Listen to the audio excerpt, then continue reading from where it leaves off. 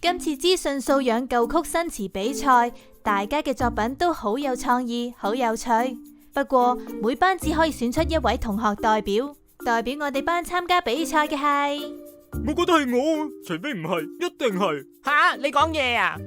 老師要宣布啦，今次要代表我哋班參加比賽嘅係周維聰同學。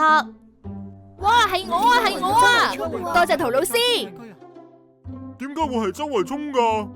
睇佢咁囂張，我話一定有古怪。周維聰喺資訊素養舊曲新詞比賽做到班代表，完全冇可能，勁奇怪咯。你冇睇咩？嗰時10句有7句都係抄㗎喎。我係抄嘢啊，堅唔堅㗎？居然偷人作品，好可惡啊！我唔會同佢做朋友㗎。你大我啊？抄歌詞拎獎無賴可恥。你哋有冇睇論壇啊？梗係有啦。上面講嘅嘢係咪真㗎？周維聰真係好過分啊！居然周圍抄歌詞當係自己嘅。喂，未揾到真相之前都唔好亂講啦。哇，大大隻字寫住比賽要公平公正，偷歌詞係無恥。周維聰無賴喎。係咯，知人口面不知心，周維聰簡直係披着羊皮嘅狼啊！不如我哋踢佢出 group 啦，周維聰咁衰。好啊。唔好啦。你哋話我抄嘢有證據咩？我係自己諗噶，我係靠實力爭取到成為代表。我花咗幾日搞盡腦汁先諗到資訊素養舊曲新詞，你哋居然話我抄嘅？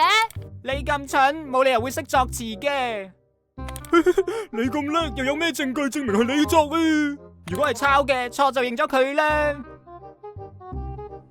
問一問點解會出現網絡欺凌？查一查事件出現乜嘢欺凌手法？估一估欺凌事件對周維聰帶嚟乜嘢影響？回一回，你會點樣回應欺凌事件呢？1星期後。咦？唉，我哋班發生咁嘅事，我真係好傷心啊！放上網公審，惡意攻擊其他人，根本解決唔到問題，更加傷害到同學。網絡欺凌係絕對唔能夠容忍噶。其實大家對比賽結果有問題，應該同我傾，而唔係喺網上無依據咁討論，咁係對事情冇幫助噶。希望大家可以好好反省下。咁周維聰真係抄嘅咩？網上係咁寫嘅。周維聰交作品之前，曾經揾我商量作品內容，所以佢絕對係原創嘅。哦，原來有人散播謠言，唔認輸，大話豬。我知錯啦，我只係玩下，衝動先惡搞周維聰，冇諗過會咁嚴重噶。網絡欺凌傷害他人，不縱容、不參與，我哋應該以關愛及尊重態度回應網絡事件。